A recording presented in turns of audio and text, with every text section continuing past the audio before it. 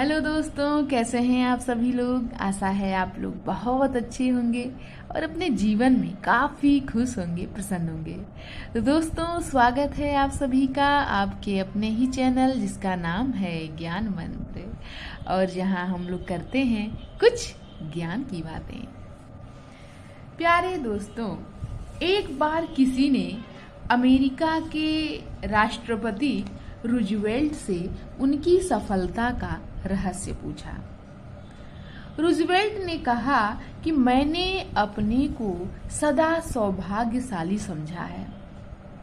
समय समय पर ऐसा दूसरों पर प्रकट भी किया है। इस दुनिया में सहयोग उन्हें ही मिलता है जिन्हें समर्थ, सुयोग्य और सफलता तक पहुंचने वाला समझा जाता है। असमर्थों और अभागों को सस्ती सहानुभूति भर मिलती है, पर उन्हें कहीं से कोई कहने लायक सहायता नहीं मिलती। सही है कि संसार में जिन्होंने भी महत्वपूर्ण सफलताएं पाई हैं, उन सब ने जन सहयोग अर्जित करने का प्रयास किया है। एकाकी मनुष्य कितना ही सुयोग्य क्यों न हो, बड़े काम करने और बड़े उत्तरदायित्व वहन करने में सफल नहीं हो सकता। और दोस्तों, आखिर दुनिया में जिन्हें समर्थ, सुयोग्य और सफलता तक पहुंचने वाला समझा जाता है, उनके ऐसा बनने का मूल मंत्र क्या हो सकता है? दूसरे शब्दों में, कोई व्यक्ति जीवन में उन्नति करके इतना महान कैसे बन जाता है कि लोग उनका नेतृत्व स्वीकार करने लगते हैं, उन्हें आदर्श मानने लगते हैं। ये वही व्यक्ति हैं जो किसी भी काम को एकाग्र मन से करते हैं। ये व्यक्ति वे हैं जो अपने मन के बिखराव को रोकने में सफल होते हैं। तब वे अपने मस्तिष्क को शक्तिशाली बना लेते हैं। इसीलिए उन्हें किसी काम में असफलता का मुंह नहीं देखना पड़ता। और दोस्तों, सफल मनुष्य वही कहलाता है जिसका लक्ष्य एक हो और वह हमेशा उसकी पूर्ति में लगा रहे। और हमें अपने जीवन में महान लक्ष्यों को पाने के लिए एकाग्रचित, अपने लक्ष्य के प्रति दृढ़ संकल्प और सकारात्मक सोच, इसे रखना बहुत जरूरी है, क्योंकि सफलता की यही एकमात्र कुंजी है। तो प्यारे दोस्तों, चलिए आज की इन विचारों के साथ बढ़ते हैं आगे ऊर्जा की तरफ और देखते हैं कि आज की ऊर्जा का टॉपिक क्या है।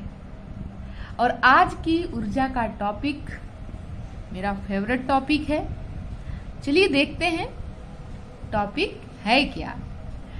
तो आज का टॉपिक है जीवन में शांति। शांति का हमारे जीवन में बहुत महत्व है।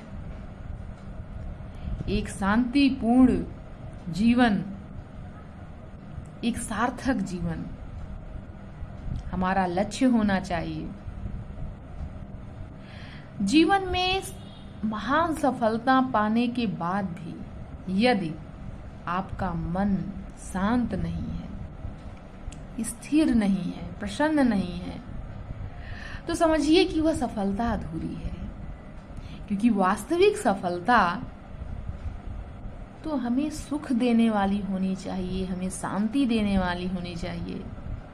और यदि यही नहीं है आपके जीवन में, तो आप ही विचार करिए कि किस नजरिए से आप सफल हैं। तो चलिए दोस्तों, देखते हैं कि जीवन में शांति का यह टॉपिक हमें क्या कुछ संदेश देने वाला है। चलिए स्टार्ट करते हैं। मर्यादा पुरुषोत्तम श्री राम ने अहंकारी रावण का वध करने में सफलता इसलिए भी प्राप्त की क्योंकि सौम्यता तथा सरलता की पूंजी उनके पास थी। श्री राम के इसी शांति स्वरूप के चलते सीता जी का विवाह उनसे हुआ।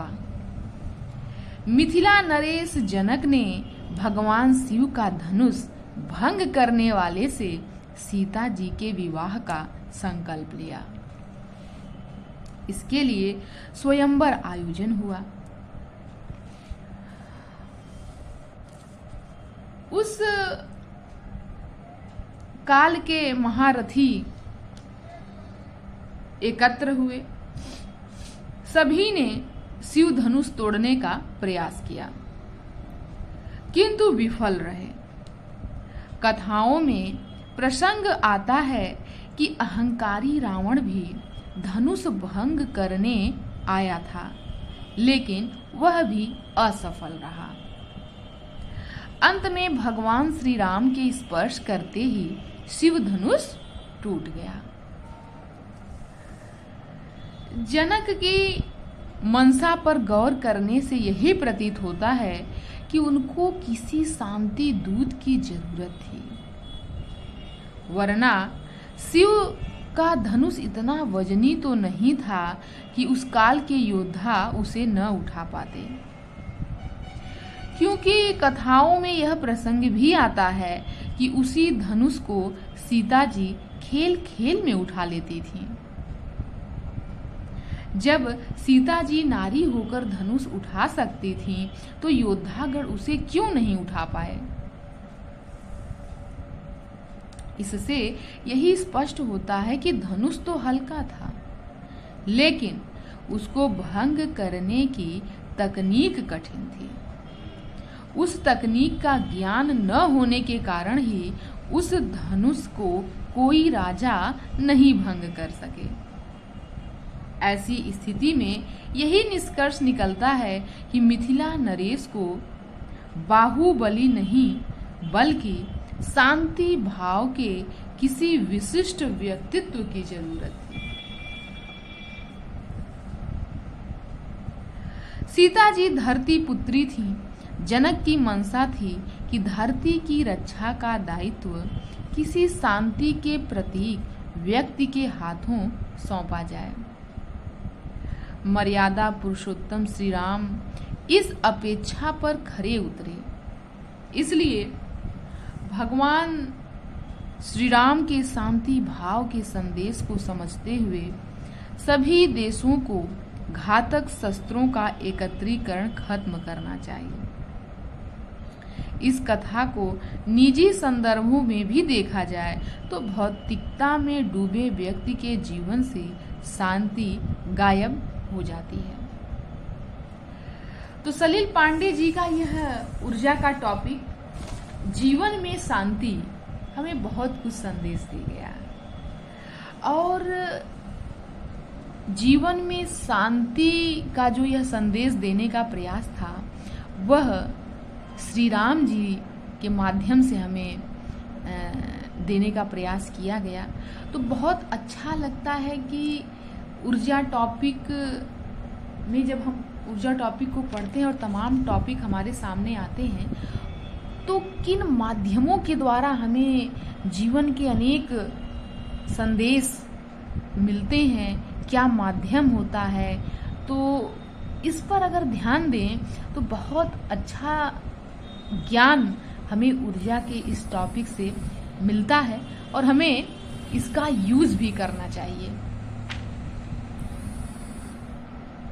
अपने जीवन में इन संदेशों का हमें उपयोग करना चाहिए कि हम इनके माध्यम से अपने जीवन को कितना सुंदर बना लें। तो चलिए दोस्तों, आज की ऊर्जा को यहीं समाप्त करते हैं। मिलते हैं नई ऊर्जा में नए वीडियो के साथ। तब तक के लिए आपका धन्यवाद।